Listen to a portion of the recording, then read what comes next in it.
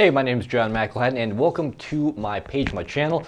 In this particular page and video, it's about success tips that I think will really help you keep that momentum going and just give you some nice mental hacks, some nice motivational tips to keep you on that success train, keep you just in action mode and really motivated about what the time frame is for your results. So if you're anything like me, you always go through certain dips in the road, and there's always some sort of a huge roller coaster ride that you're not expecting, and usually every 30, 60, or 90 days, there's something that happens in your life that just challenges you a bit, whether it's managing yourself or if it's managing your expectations and your attitude, and sometimes you just have a huge emotional hit. So these are some of the tips and the philosophies that mentors passed down to me that helped me get through those. That's why I want to share with you, is to instill some confidence and instill some momentum, that there is a momentum swing coming through in case you've been through some tough times before, maybe you're currently going through them, or you may go through those in the next 30, 60, or 90 days, because let's face it, sometimes life just gives you a smack when you're least expecting it, and sometimes you just wonder, how in the world do I get through it? So some of these will help you. So in terms of business growth, a lot of times I get asked about questions as far as having like way too much to do or getting focused on the wrong activities. And a lot of times there are expectations when you're first getting going and you're first trying to get through a certain hurdle, whether it's mental or whether it's technical or whether it's applying something. Or there can be a hurdle of, man, I feel like I've been in this business or building my business for quite some time, but I'm just not seeing the results. So this will help you kind of switch the gear as far as give you some tips to look forward to and how to approach your business. So the first tip is how you approach your month. And what I mean by that is everybody in business has strong months. And the way that you get a strong month is how you look at your month and how you approach the time that you have in a month to accomplish certain things. So the first tip of this is your belief in what the month is about. So here's a belief to instill with you that you can use for yourself, and it's that the work that I do in this month is going to get me results in the next month. So the big picture of this belief is that as long as you are making progress, you are moving forward. Now this is in contrast to a limited belief that a lot of people go through, which is this isn't going as I want it to.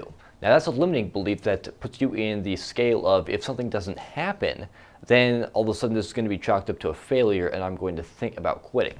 Now as soon as, again, the expectations and the attitude gets in the way, it goes from the, okay, so this month what I'm going to do is I'm going to focus on progress. I'm not going to focus on perfection. I'm going to focus on progress of getting a skill set down, getting like one tidbit down, so that the next week or the next month I have that down and I'm working toward the next phase. When you work as progress, then every single month there's a huge accomplishment, rather than looking for the instant gratification for doing nothing. Now, the next tip is about when you look at your results, what do you see? And it's about some questions that you can ask yourself to really find the answers for yourself. So the first question to ask yourself is, are you operating from a place of authenticity?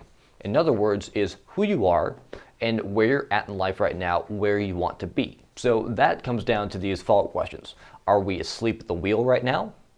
And what are we tolerating in life? So when you look around, are you thinking, wow, this sucks? Or are you looking around going, wow, okay, so this is my situation, this is how I got here, not a lot I can do about that, but what can I do to alter it? What can I do to be in a place where this is where I want to be?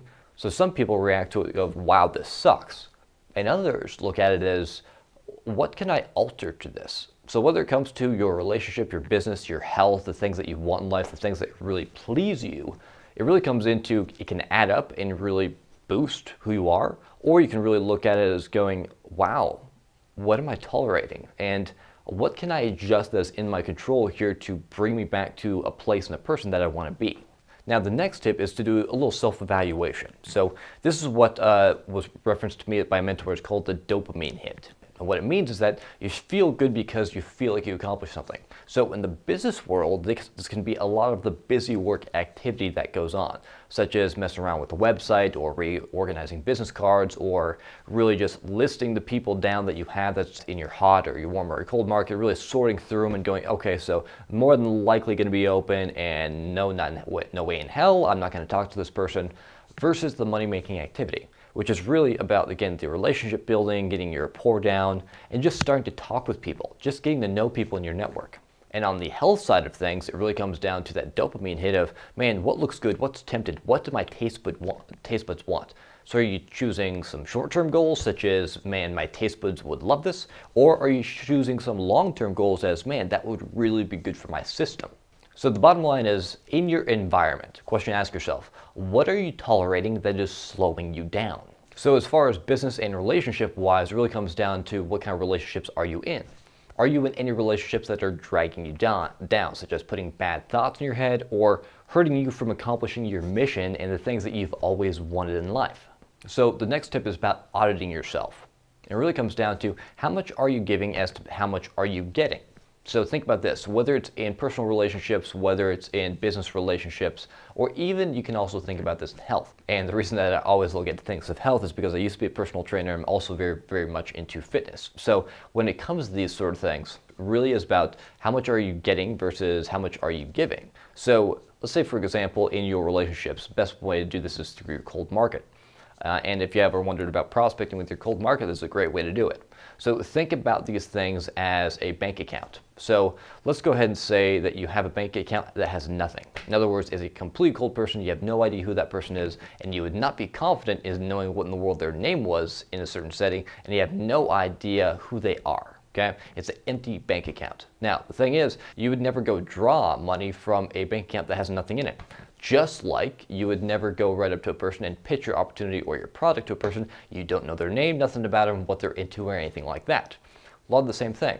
So what are you giving before what are you getting? So if you go up to that person and find out, okay, for example, their name, what are they into, what they do for work, are they passionate about that sort of thing, do they like their job, do they have any interest beyond what they're doing? Then all of a sudden you get into the, if you show genuine interest in someone and put their needs ahead of your own, you're giving to that relationship, you're adding funds to that bank account.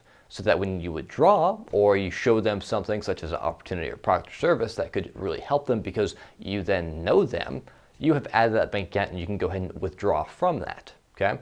Same thing with your personal relationships. It's about how much are you making that person feel great about themselves? How much are you adding to the benefit and the joy in their life? And then all of a sudden, if you want something from them, then it's so much easier and also so much more genuine to this sort of thing. So when you're genuine and you add to the relationship, it's so much easier to wrap it around. Now, as far as health goes, it's simple to do this as well. How many times are you choosing your body over your taste buds? How many times do you go for the sugar, the salt, the things that just, oh, they feel so good in that 5 minutes? Then afterwards, when your body digests it, it kind of sends you some signals of going, what the hell did you just do? What did you just put into me? Yeah, when you feel the indigestion, the upset stomach, that sort of thing, and then the next day you are feeling this like a stomach hangover. Maybe sometimes it is a hangover depending on what you're putting into your body. So it's about the long term versus the short term. If you really want results that are out there, then start choosing your body over your taste buds. Now, the second last tip for you is, what are your habits and what are your rituals? What do you do in the first hours of your day to get yourself ready? Do you read books? Do you listen to audio? Do you watch videos that really motivate you and get you refreshed and clear and clarified for the day? So the bottom line is there's two questions here. What are you doing daily? And what are you doing that's moving you closer to your goals? And the last tip, how are you reacting to victories versus annoyances? That goes back to the question.